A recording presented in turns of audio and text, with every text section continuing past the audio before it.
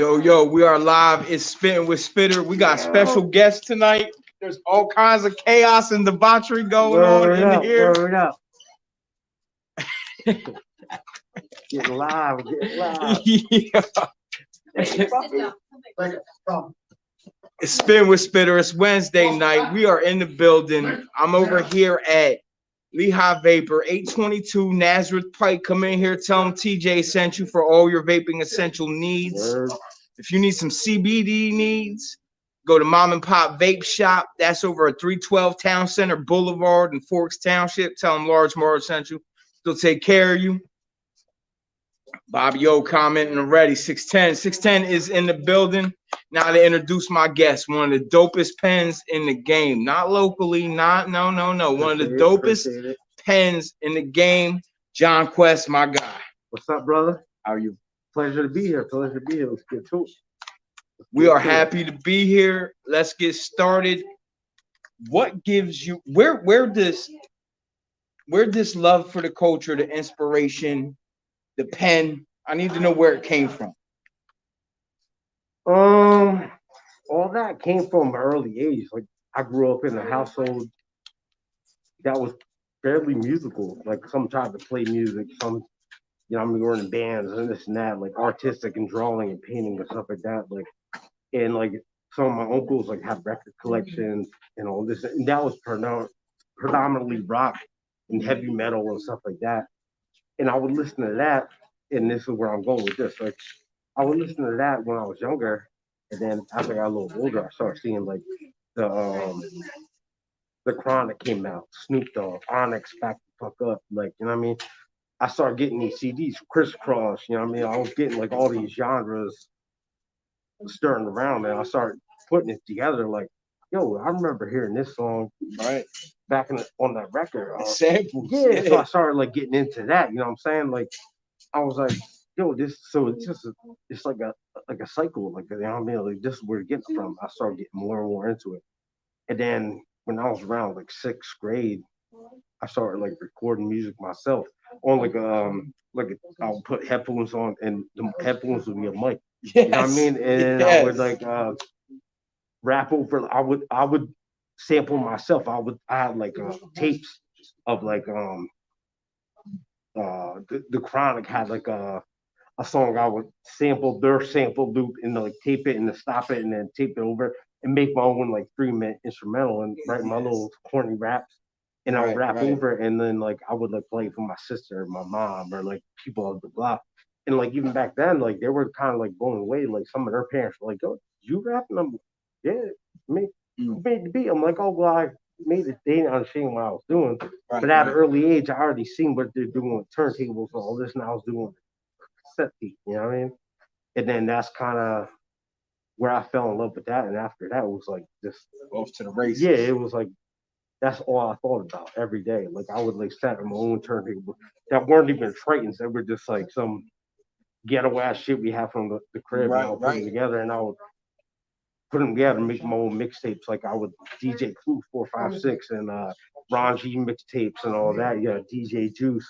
Right. You know what I mean? Like all that was around the time when I was getting really into it, and like I would like kind of take their mixtapes and like study it and like try to create my own. Obviously, it wasn't as good. I was doing it like through a tape deck and a one turntable shit, but it kind of that's what birthed my love into that shit, and like that's what made me like not only an MC but a producer, an executive producer, and like all around. I'm into the whole fucking scheme of things. You know what I mean? Yeah. Dig it. Yo, Brett Brown, what's up, man? I see you. For those that don't know, shout out to Brett Brown. Brett Brown is the one that runs the Mom and Pop CBD shop over there in Forks Township, 312 Town Center Boulevard, man. Go holla at him. We got Cole chiming in and say, can we get a freestyle? Maybe at the end of the show, bro. Maybe at the end of the show. I'm not really like I'm getting ciphers and stuff. I'm not really a freestyle like guy. Like you know, I mean, I never was like like I have freestyles like on mixtapes and stuff like that. But like other than that, like just I've done a few, but like on the spot stuff, we'll see what happens. You know what I mean? We'll see what. Cole, you're gonna have to stay tuned, man. You might catch a bar from both of us. Now, moving forward, let's talk about Masterclass. Okay, that was it. around that time I was just talking about, that's kind of where all that started How growing up. Masterclass formed. Yes. Who was in Masterclass? All right, so shout out to Will Staten, right hand man, my brother. Shout out Will, Chesma man. Dia, like CEO, my brother. I You know what I mean? Like these motherfuckers, not only did I make music with them, but like I had things that happened in my family at an early age, and their parents took me in and Really? helped like raise me in my like middle to late teen years till I went on my own. You know what I mean? So shout out to all of them. It's nothing but love. But yeah, like I said, I was making these mixtapes, doing this kind of shit with all that, Right. and I ended up moving from Southside over town on Northampton. Right. And I already knew Will from the projects and stuff like that. Isaac was like a little bit younger, so I didn't know him. So when I would like walk up to Eastern Middle School, I would hear like, "Oh, Isaac's late for school. He's coming." Like his mom or his aunt, whatever, thought that we knew each other, but I didn't. And I started seeing this little curly hair, genuine looking kid walking to school and stuff like that. So then I kind of met him, dapped up through Will, started hanging out with Will, and Will was in the singing. Right. And we both started. We were doing like a Big Brother program, a youth advocate. So we would both go, and he'd be in the car like with his piano, keyboard and stuff, singing and stuff like that. Like, also one song, Boyz II Men. And I was like, yo, like you fucking music, you're so loud. Like he was like, really? I was like, yeah. He's like, can you sing? I was like, not really. I was like, but I rap. Right. Really? And I was like, yeah, that's what I do. So I kind of show him what he does. I mean, what I do, show me what he does. Start like going over his house. We sleep over and up all night eating ramen noodles, drinking soda, just working on music. And he was kind of doing the same thing I was doing with the tapes and stuff like that, making his own instrumentals off of loops and singing over them. And then I start coming over. He was a little more like he was allowed to come out as much. You know what I mean? So when he would come over, he would see what we were doing. He was like, "Oh, like this is dope. I could rap." And he really couldn't, but like he had like a style to him, you know. Mm-hmm. So then one day he went home, and this is where it all started. He went home, came back to Will's next day. He was like, "Yo, I got a song." We're like, "Word?" He was like, "It's called Baby. Want to tell you something?" Baby, I would. You heard it here first. Ike CEO, me and you gonna have to have a talk about Baby, I Want to Tell You Something, the first song. Listen to this. So he had this song, and he came over and was like, "Baby, want to tell you something? I'm the one." And he was like singing it to us. He had the whole thing written out on notebook paper. And me and Will were like, "Yo, this is pretty dope. It sounds kind of old school, but like this is we don't have shit." Right. Like right. all we had was like just us like messing around with like Michael Jackson or song, or whatever the case was. You know what I mean? Like Donnell Jones and this and that at that time. So he came over with that, and then this is where I came into play. He had these lyrics, so I'm like, "Yo, we need a beat. Right. We need a beat. And what beat can go to this song? Like what beat can go to this song?" I'm like, back then you used to be able to go to the wall and get cassette singles with the song on one side and the instrumental on the other. You know what I'm saying? Mm-hmm. So I had I was like I said, like Chris Cross was like one of the things I listened to growing up. Like every kid did, I guess. Back in the day. Y'all can't say Chris Cross wasn't hot. Cut the shit. But I me being like more like elevated with the music at an early age, I respected Jermaine Dupri. Mm-hmm. And I knew who he was. I was seeing him in the video and stuff like that. So I was like kind of like I was a fan of his more than anything. Right. So I had the Brat had a song called "Sitting on Top of the World," and they sampled Mary Jane from Rick James. Right. Like da da da da da da da. Right. Like I was, it would just drop, and that bass was just like pumping. I was like, "Yo, this is I love this beat." And I remembered I had that instrumental, so I played that. We put that song over top of that instrumental, and then his aunt had a karaoke machine over on Southside. We used to go over there. Okay. And she had a karaoke machine. And we had that song. We had, long story short, we had a few more like after that and stuff like that. So we went over and we created our own little like album mixtape. We called it Showstopper. I drew the artwork for it. I took like Getty Mart, printed it out, cut it, and put it in cassette tapes, Oh, and we shit. sold it on the block. We were like 15 years old. Everybody on the block was loving it, and Baby Wouldn't Tell You Something was the hit. That was the shit. That was the hit on that shit. We did like a song called "Sorry" over the Locks Biggie tribute. Okay. You know, I mean, we used a lot of instrumentals, basically all instrumentals that were like to our disposal at that time. That's how everybody started. Somebody don't let anybody lie to you and say you ain't rapping over instrumentals because. But then the thing that really like got us really, this is what kind of triggered me into like from like to like do stuff later on in music. Baby Wouldn't Tell You Something. I'm like, one day I was like, how'd you come up with this? Like, you never really had any musical talent that I know of. Right. You were a wrestler, like pretty boy, like this and that, like, and you would just bust it out with like this song that like the whole block is like loving. That, right. We were doing talent shows at the Boys Club, Teen Summits, like they were like calling us like do all this shit because of this song. We had another song, Give It To Me, we did over 112's Come See Me. That was another like kind of a banger we had back then. But I found out that he basically went back and listened to a Bobby Brown album, and that was a Bobby Brown song. Baby Wouldn't Tell You Something. Oh, so I went back and listened to it. It's like, hey, what? It was like the whole New Jack Swing. And I was like, yo, that's, you didn't write it, but I was like, yo, that's fucking genius. Right. That was genius. And then that was like the start of us getting shows. You know what I mean? That's crazy. The Boys Club kind of helped us a lot, and then we started doing shows all around, out in Philly, this and that, downtown, Bethlehem. Just anywhere we could see a town show, we would go. Yeah. And most of the time we would win. That's and then eventually we were doing a show at the Palmer Mall. Right. And when like ladies seen us, she was like, yo, you guys are good. And signed us to a 3-year contract. She had her own like production company. She had a dance studio. It was like everything we can ask for. Right. You know what I mean? And that took us to the next level. You know what I mean? With Masterclass. Right. And that's where it went from there. From basically from practicing like in the living room, making these little ghetto mixtapes, making a little noise around Easton, downtown Bethlehem. And then now I think we're ready for to actually record something. So I'm also actually, let me rewind. Julius Lockhart, he had a store on 6 Northampton. Yes.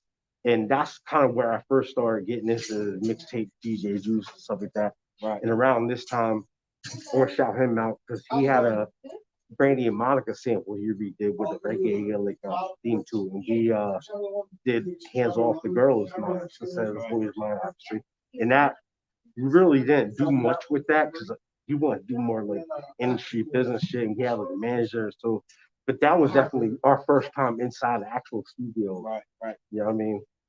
With actual like, equipment. Yo, shout outs to Julius because a lot of people don't know that was the mixtape plug and the first real studio. Yo, the first time I wore my fake Tommy Hilfiger in South Pole back then with my paper route money when I was 12, I got it from his store. I was a freshman kid in school, you know what I mean? Yo, thanks to Julius. Shout outs to Julius, man. So y'all continue to make music with Masterclass. Now just on a higher level. Yeah. You got a little backing behind you. A little bit of backing. We have a dance studio we can rehearse at. Okay. We had access to background dancers. We had access to the cordless mics. We had access to like not unlimited funds. We had funds. We had access to an audience. Right. Now we have somebody that can book us. The Nazareth Heritage Day or whatever. We did Eastern Heritage Day. We did Club Cheetah in New York. We did freaking stuff out in Philly. We did downtown Hamilton Street, like block parties. I mean, I can go on forever. The stuff she booked us. She booked us a lot of stuff, and we got a lot of fans from that. We had our own website. People from all over the country like doing this and that, and we ended up doing I'm getting to the point where like, yo, we can make money. So we rented out the Fourth Community Center. And it was basically everything we did with instrumentals was no actual like beats that we did ourselves. Right. we had engineers, like it was like a whole thing. So we did that. It popped off. We didn't fill the place up, but a few hundred people came out, probably like at least 200. I'm like, everybody from East came out. It was like a somewhat success. A little technical difficulties. We had that. Moved on from that. Went back to regular grind, reinventing ourselves. Mm-hmm. Then we went hard in paint with Okay. like the writing, the dancing, the just the outfits and the visual. Not like outfits like some shiny shoe shit, but like we were like trying to be like an organized group act. So we went back and did Fort Community Center again, and we were selling tickets. We had merchandise, T-shirts. You know what I mean? Like we had headshots, like autograph shit. Me, Isaac, and Will. We had we had 3 background dancers. We had an opening act for that show. Shout out to Elohim and Julian, Matt Bailey. I mean, he's over in Japan right now. But they were the innovators at the time, urban legends, innovators, and they were like our like Wu-Tang, so like our like pop hip hop shit we were doing, you know what I mean? So they opened for us. But like before that, we ended up selling out the venue. Okay. Where there was like I don't know how many could hold, but it was like we had to turn people away. Or Like girls throwing underwear on stage. It was like crazy. wait a second. And anybody that was there can vouch for me. We had police escorts taking us on stage. Oh shit. The police. Oh, y'all was special. Yeah, it was like a little thing. But what happened with that is our manager got us a slot on Say What Karaoke. Okay. In high school. Okay. And we ended up winning 3/10. Okay. My judge was Fat Joe. Okay. Some girl from Baywatch and a comedian that passed away that I guess is a fucking legend. Like, you know what I mean? So they were Fat Joe hands down was like, yo, y'all guys is shit. Like 10. You know what I mean? And then next one, 10. And the other guy, I forget his name, but he was like, it's a long way to the top for these guys gonna be a little quicker. Right. We're in Manhattan. We're like, yo, holy shit, we just did the damn 3 things. So we played off of that little fame, right. And then that we set up the show, and that's why it was such a success. Okay. I mean, money wise, like I said, we had police escorts. It was crazy. So like, we're not like completely like head blown, but like we were definitely like, yeah, absolutely. Like thought we were like, this was it. How old were you at this time? 17. Oh yeah, y'all was stunting. Y'all was out here because we had to go back and do the Say What Karaoke finals. We ended up getting second place. Then we didn't win.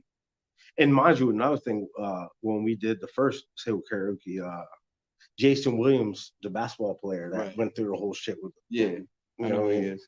Yeah, he was our he came out and had us do the wheel of death and all that. So it was kind of cool. So yeah, I mean something else with that. Then we went back to Say What again. This time it was like an NSYNC guy was a judge. I forget who the hell was. That was the only one I can remember. And we ended up getting like a 10 and like 2H, something like that. We ended up losing, but we were also too young. The gift was you get to go to the MTV Christmas party or New Year's party, and we were too young for that, so it was like we couldn't go anyway. But like that was pretty cool. You know what I mean? Something to look back on and be like, we did that. You know what I mean? And then that kind of catapulted us to like next level. We were like kind of local celebrities at the time. You know what I mean? Like we can go to a pizza shop in Manhattan. People are like, "You guys are on TRL," even though it wasn't TRL, but like it was the same like shit. It was the same shit at the time. Yeah, you go to Lehigh Valley Mall and like motherfuckers coming up and ask for autographs and shit. Right. So it was kind of cool. And then after that, Isaac, mom wanted to get him more into wrestling and stuff like that. Mm-hmm. She was kind of probably nervous, like, "Yo, where's this going to go?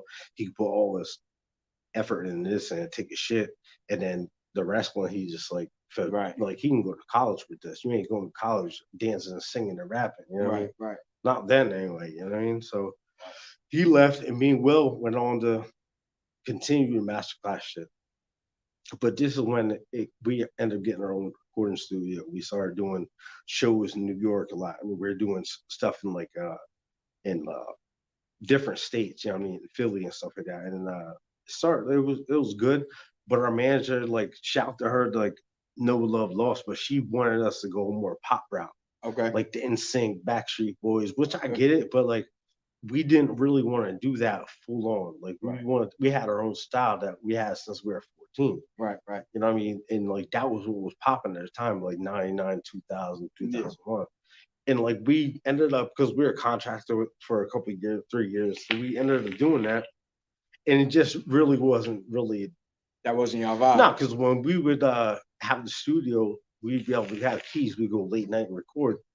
We were recording and we were bringing hood motherfuckers in there rapping. You know, we had LOD in there, we had freaking Matt Hendricks in there, we had fucking Marky Holmes. Yeah, I mean, I can go on forever. Like the people we had in there, we had freaking Gene Gates in there. You know what I mean? Like back before the whole Gene Gates thing, we had him recording in there. You know what I mean? Like we were recording that type of stuff. But she wanted us to go this route, but like behind her back, we were going like a whole different route. Okay. And it kind of like eventually it bumped heads, and like where we just severed parts and went separate ways. Yeah, and then that's where Will kind of, I guess, kind of stayed with her, and he was doing his like he played guitar, he was doing acoustic stuff, right? This and that. And there was a guy, Rob Michael, shout to Rob Michael. He was doing his little acoustic R&B stuff, and they were doing their own little shows and stuff like that all around the area. DeMarcus Thomas asks, "Are you a full-time rapper, or is this something you do for fun?" At one point in time, it was full time. Right. Yeah, I mean, like, and there's like different setbacks or like just views I had on the game and stuff like that, where I just kind of like set back and like was like, I'm not doing it full time. It's like not a hobby, it's a passion, but like it's not something I'm like gonna put my full time into it at all times. You know what I mean? Like I'm not gonna get into it. There's like stuff that came about where I had to do other things. You know what I mean? You know how it goes. You know what I mean? Life happens. Absolutely. But like after the whole thing, Will went his way. Me and Ike still, who I think was living with at the time still, and he started making beats on Fruity Loops. Started making beats. I'm still rapping. We started messing around with Street Soldiers. That's Euro, Buggy, Dice, Ace. They had like a little buzz going out around Eastern area. You know what I mean? Shouts to all of them. Spencer Fuller, he was part of that. You know what I mean? Like there's a bunch of other I mean, I'm not gonna begin to everybody. But they was fucking with Spug Lope. Shout out to Spug. He's another one that we was fucking with, you know what I mean? Like a lot of them we were messing with in the streets, but also in the music shit. So like we were doing that. We all knew Gene, but Gene really was popping up at a football game. Like, yo, I heard y'all doing music. I'm trying to rap. Right. So by this time, now Will's kind of back in the mix, and I'm back in the mix with Will, but I'm doing stuff with Isaac. Right. So we kind of got this whole like creative platform going on, and we created the 730. 730. Oh, here we go. 730 was the shit. So in the beginning of 730, me and Will ended up getting detoured from the master class date. Right. So as 730 is like popping off, and we got a mixtape out, everything like that. We got like we met EA. Shout to Winston. Yo, you know, I mean, he was a major part of 730, but he was still in Lafayette at the time. Right. We were rapping at the Lafayette College, shit like that with him. We met him. We met Rob Dill. Shout to Rob from Germany. He was making beats. So now we have like kind of like a crew. So we're like, yo, we got beats that are actually fire. We got rappers that are fucking fire. Right. We got like side guys, so like Street Soldier shit that are fire. And like not the like brag or nothing, but there was no one in the AB doing that at that time. No. That I know. No. I know there was like your Tugs and Kick Magnetics, and like I can go on forever, like even guys I remember back then. But I don't think they really like had this kind of like army at the time that we had it for that time. You know what I mean? So me and Will ended up getting called in Fearless Management to choreograph a pop group, and the money was there. And they were like, yo, we want you to choreograph a music video. They got signed to BMG Germany. They were living out in New York. Right. The guy that we used to work with, Rod, so we ended up jumping on that, me and Will doing that. But at the same time, we were pitching the 730 music to BMG Germany. Right. Even though they kind of didn't know what to do with it, they were like, this is cool, but like, I don't know, like we're all making our own beats now. Will's making beats, Ike's making beats, I'm making beats. We got Rob on the hill making beats. Right. EA was making beats. Like I forgot about that. Right. So like we ended up going there, doing this. We ended up getting some success. The one video we choreographed from them ended up going gold in Germany. Okay. So they were like, "Yo, this is kind of cool." Like, and then they came back, and then they ended up going on a 15-city tour for like a couple months. Asked us to come along and choreographed the whole tour. I rapped on tour, beatbox, breakdance, everything you think of. So we went and did that. Got promised a bunch of stuff, money, this and that. We got money. Not as I'm not gonna talk about it. It was definitely not enough. Right. But it was enough for us back then. Right. I was like 19 at the time, you know what I mean? So then we come back, dead broke. 7:30 still there. Dead broke, 7:30. Dead broke back in the streets for 7:30. You know what I mean?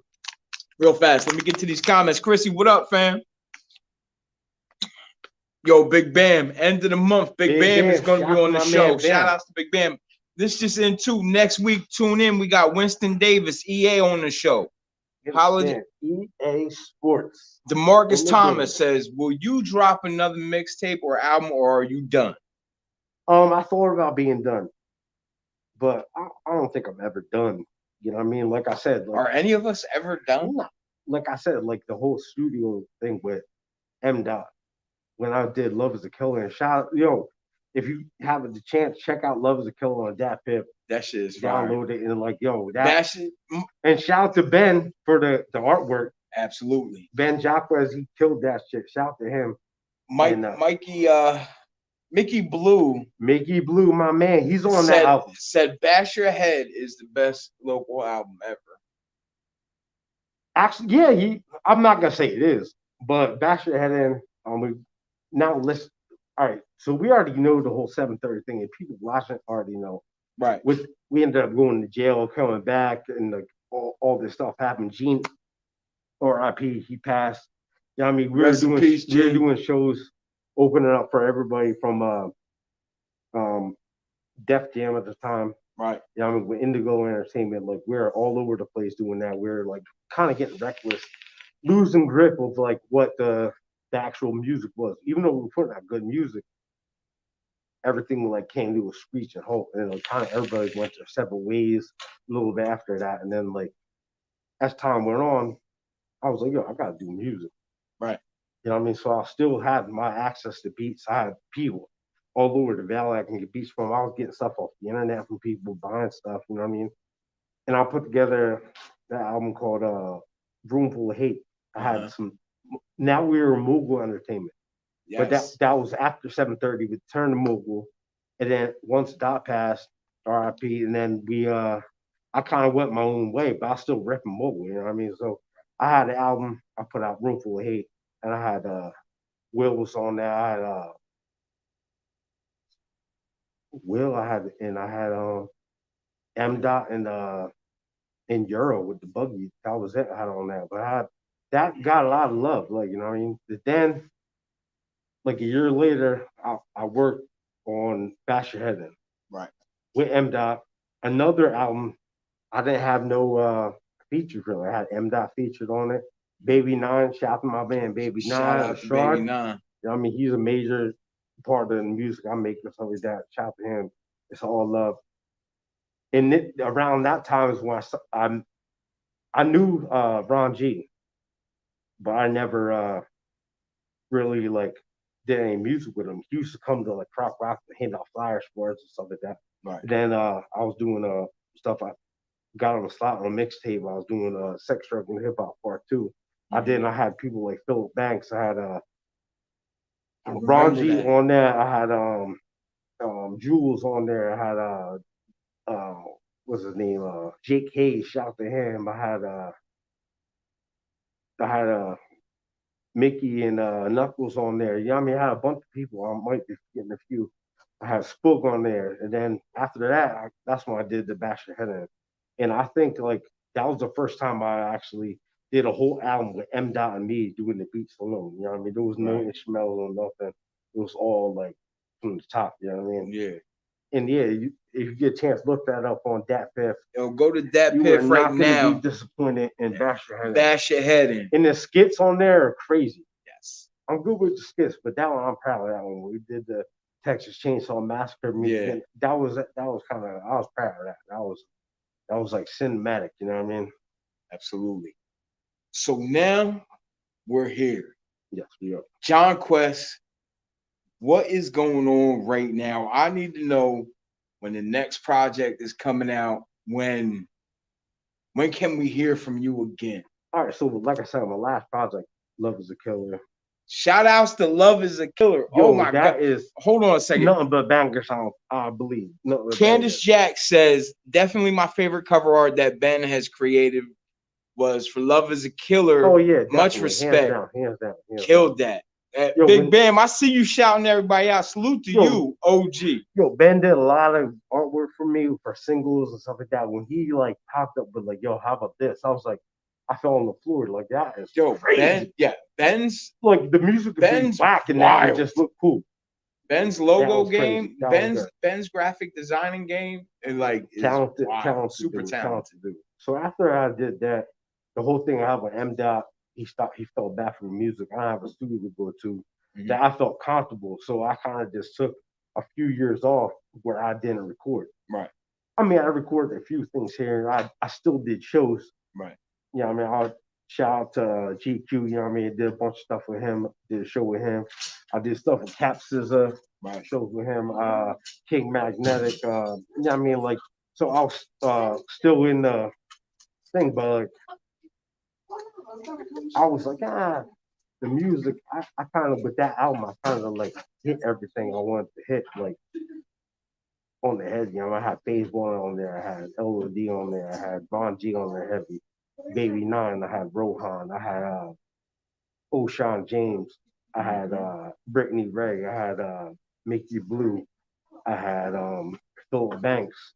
I had LOD. I had Hap Scissor. What's his name? Freaking, I forget. He don't rap no more. I don't think. I had them on a song with LOD called Violence. And there was another cover art that Ben did that was crazy. Mhm. Alex Sosa. Oh yeah. Okay, I had him on there. You know what I mean? Like, I might be forgetting a few, but yeah, so that was like the cream of the crop for me. I was proud of that. You know what I mean? Absolutely. As you should be. But like as far as new music, yeah, I never stopped writing. I never stopped being creative. I never stopped looking around for like samples and beats. You know what I mean? But as for a new project, now that we're here and we're talking about it, why not? You know what I mean? Yeah, absolutely. You know what I mean? Why Get not? you on it. You know what I mean? Hey, Got to. hey. Get you. I got some stuff you can get on. It's man. funny, man. Every time I sit down with somebody that MCs and you know, I always hear let's do some work together, man. And that's what I'm looking forward to in this new year, working with all these guys that we've been said we're gonna do some work. I remember coming up, and the only name I would hear from across the bridge that I needed to watch out for bar wise was John Qwest. Yeah. Yeah, I mean, so You know, I kind of felt that way. Like I was never scared, like going in any town or area, Right. and, like in like back down from like any type of situation. I was confident in my skills and like my songwriting ability, my Mhm. beat selection, like everything. Absolutely. Like when you turn that shit on and mic was on, it was live from there. You know what I Yes, mean? absolutely. I was never scared of any of that. So like, yeah, I mean, There's not too many people that I know that can paint. You paint a very vivid portrait. Yeah. In your music, bro. I try to, and like that goes back to the days when I started like looking through the rock albums and like piecing the samples that like somebody Onyx might have used or like whatever, like when I was younger. And, like Right. when I started like doing my own production, I would go back and one of the songs that me and Ron G did, the title track off Love Is a Killer, Right. called Love Is a Killer. With my knowledge of music, I looked back, I found this old girl rock group, Vixen, Mm-hmm. and they had a song called Love Is a Killer. Mm-hmm. This is before the album title came out.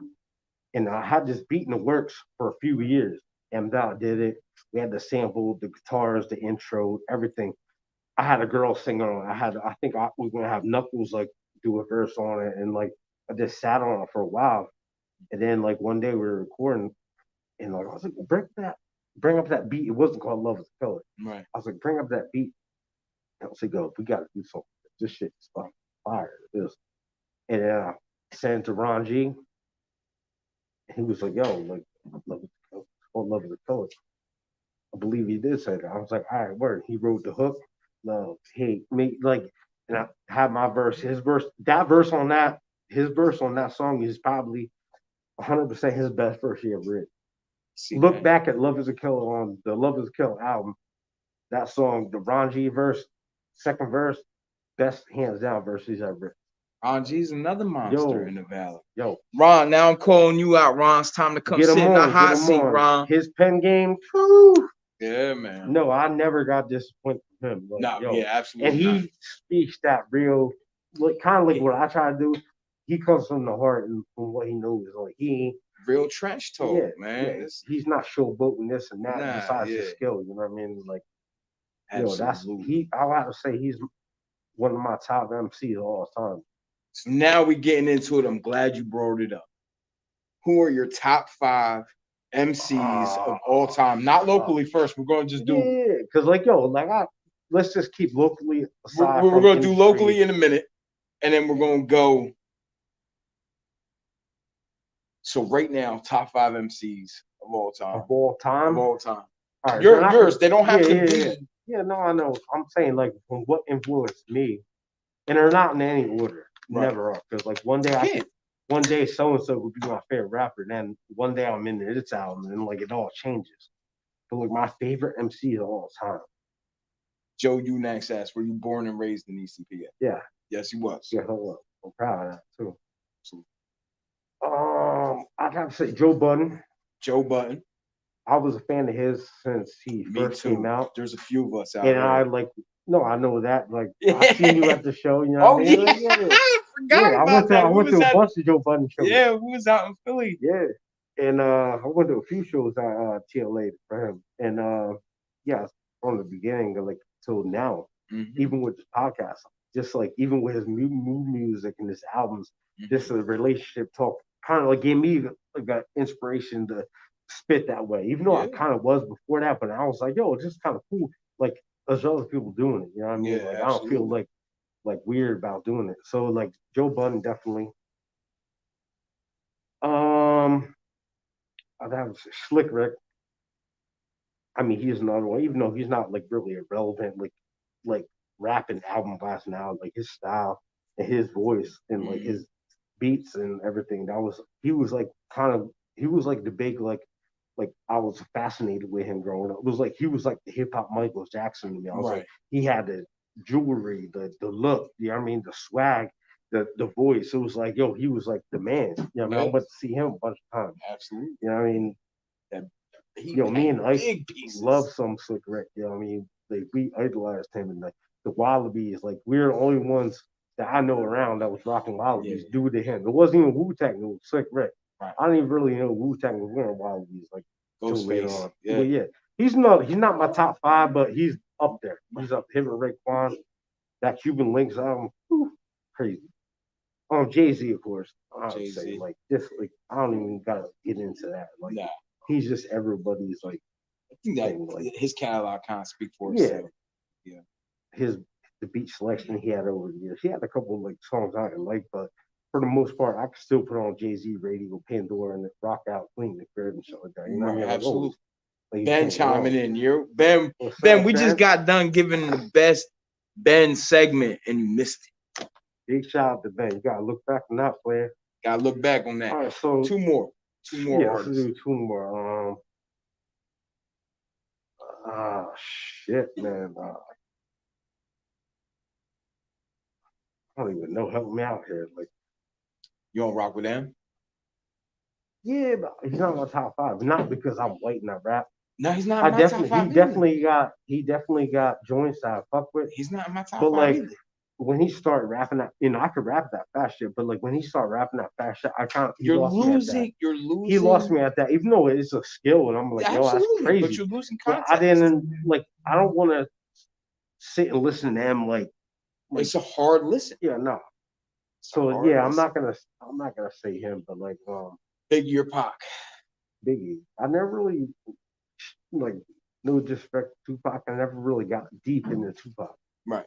Biggie never really got real deep into him, but I have all his like few albums he has. Right. So yeah, like Biggie definitely. I would have to say like Jadakiss.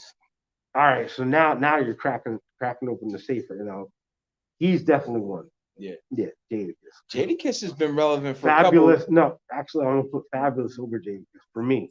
Right. That's Okay. just like my own personal like reasons, and like I could still never be disappointed because Fabulous would give you that girl shit, that club shit, that street shit. Yeah. Like Jadakiss is more like Street. one dimensional street, Right. but like Fabulous is more feel good all around. You know what I mean? But like yeah, I'd have my last two would be Jadakiss and Fabulous. Okay. All right. Local. Top 5 local. All right, Ron G hands down local. Ron G. Who else? 4 other slots play. I'm gonna go God Ill just because I respect this. God Illa's pen game and his work ethic is different. He's another one I got a few joints with. Absolutely. He's actually on Love Is the Killer also. Check out that track, Inception. That beat will break your fucking windows out your car. You know what I mean? And he spazzed out on that. Right. We all did. Mickey Blue wants to know, is Cameron on your list? See, you threw me off when you started talking about Jada shit. So I'm gonna go ahead and remove. You removing Fab or Jada? I want to remove Jay-Z and put. You're removing Jay-Z to put. Because Jay-Z is like Jay-Z is always gonna be there. Right.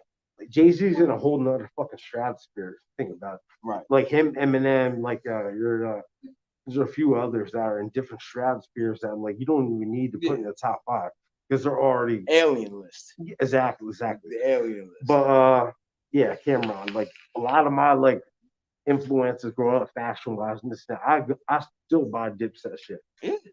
Yeah, I can pull up in a whole pink Dipset silk and velour suit right now with the beanie right now if I wanted to. I got that shit. You know what I mean? So I got the Dipset snapbacks and shit. Like, and that was a major 730 thing back then. That Dipset was like what we looked up to. You know what I mean? And yeah, so I take away Jay-Z. You're taking Jay out, putting Cam in. Exactly. 4 other local artists. I still got Ron. Local art. Does it have to be rapping? No. M-Dot. M-Dot. Okay. I have to. I would be fucked up if I didn't. Like he's the reason for a lot of the hot. If I didn't have him, a lot of them songs would not have been as hot. Yeah. Without his It takes that ear. It takes that ear is a different type of talent. Ben says, I'm going on record saying John Qwest is the best in the Valley. I mean, I'm not saying that, but I appreciate that, bro. It's all love, man. There's a lot of people, you know what I mean? Like, you got spitters, like you got King Magnetic, you got GQs out there. Mm-hmm. You got J Bucks coming up right now. You got, you know what I mean? Like, right now, I'm not going to put in my top 5 because I never really sat down and had a big time relationship with, you know? Right. But, like, I look out for that, you know what I mean? Caps is another one. He's a monster. Yo, if you listen to some of his shit, you're like, this dude is just like a Nas. Like, he's crazy. I'm gonna have to go ahead and Valley in the Valley. It's gonna have to be like this is probably people you don't know. Easton Cast, Dice from Easton. Okay. I got some stuff with him and Oris, you know what I mean, free Oris, and he's locked up right now. But his pen game, if he stayed out the streets and stayed in the booth, he'd be a fucking problem out here. Right. Lyrically. Right. And he doesn't even have enough stuff for you to even look it up online. Right. But just hearing him in ciphers, like, you know what I mean, like the shit I remember and stuff I seen him do at M-Dots, like when he was out for a little bit, stuff he done with me, the mixtapes we did with 730 with them. I think right now he'd be a huge fucking problem. If he just had the mentality to keep doing it. So that's my 4 off top. Okay. You heard that. His 4, Ben. Those is facts. Garrett Lee, those is facts. Before we get out of here, man, is there anything you want to ask me before we end the night on Spin with Spittin? All right, so same thing you asked me. Okay. Are you gonna drop anything new? Are you gonna look for anything? Shit. Yeah. Yeah. Cause we looking for that too. You know what I mean? Like Everybody been asking me, I'm gonna get all these ducks in a row and drop it. You know. same with me. You know what I mean? All the shit is all over the place. Yeah. You've got to get them in a row Let and me get all these ducks in a line them row, up, shoot them down. You know what I knock mean? y'all head off one last time, and call it. Yeah, I'm not gonna say I'm gonna do one last time, but I got some music in me. I'm gonna. I think I got a ton of music left in me, but I don't know if I have a ton of passion for everything that the music game brings. Even with You know what I the mean? music videos, like I was one of the first ones to really do music videos out that Absolutely. I remember. And my last video I did, Josh Ramirez, that was the last video we did for anybody in the valley that like here, you know what I mean, unless you flew out to see him, stuff like that. So shout out to Josh, Yakima Films. I was lucky enough to have that. Yeah, For the song Cinderella. And I had 4 videos done by Josh and 1 video done by Tug. I never got one done by Tug, but I got a bunch done by Josh. I don't even know. And I was featured in other videos he's done. Right. So majority of my videos Josh has done. So shout outs to Josh. I'm blessed to be a part of that history. Absolutely. You know what I mean? So another one for you, what's going on with the gym, the weight loss, all that? You still at it? Yeah, every day. I see that every day. I'm rooting for you. Check in. We started at 344 pounds. I weigh 292 now. I started in August. Inspiration. I brought him with me. My brother. Yep, I'm proud to see that. I'm happy to be here, man. This has been Spittin' with Spitter with John Qwest, man. One more question. Oh, he got one more question. Okay. So, all right. So we know Spittin' with Spitter, TJ's a spit. Right.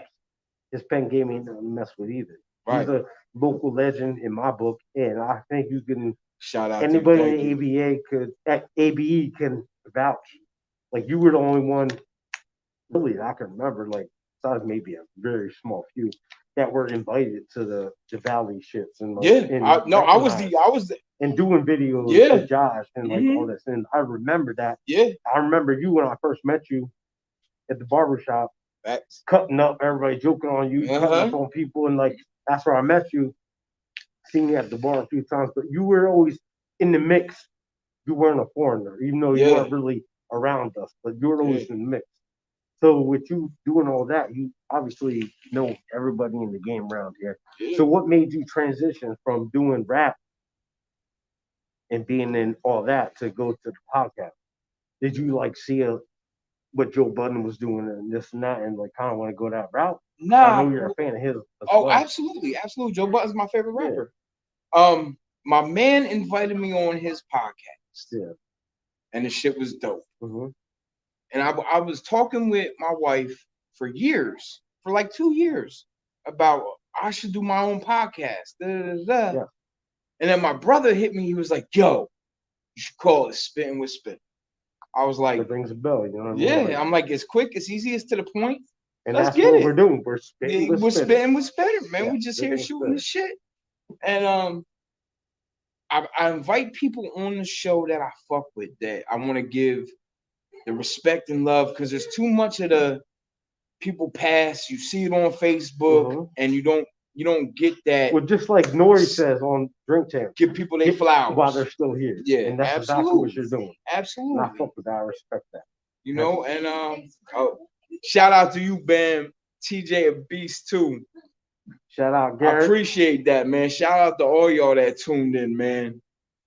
But check this out. This is Spittin' with Spitter. That's John Qwest. It's been Spittin' with Spitter all night. You can catch me at Lehigh Vape, 822 Nazareth Pike. For all your vaping essential needs, for all your CBD needs, go to Mom and Pop CBD Shop and Wellness Center at 312 Town Center Boulevard over in Forks Township, man. And with that, we're almost out of here, but I got 2 things I want to say. 3 things. I'm sorry, 3 things. We got EA Sports, a.k.a. Just Win. My man. Winston. He going to be on next Wednesday. End of the month, we got Big Bam coming on to bless the Spittin' with Spitter show. Legend. You know, I'm going to throw a couple bonus clips in between then. And last but not least, man, a major rest in peace to my Freedom Union brother, DJ Thoroughgood, bro. I love you. I hope you're getting that peace that you need. Major salute to you and all the Freedom Union family. With that, we spitting with Spitter, and we about out of here for this Salute. evening, man. Peace. Pleasure. I'm looking at the man in the mirror, I need a break. Stress weighs on my soul until it starts to ache. Time pass on these past tracks, what a waste, and I'ma let you in for a moment.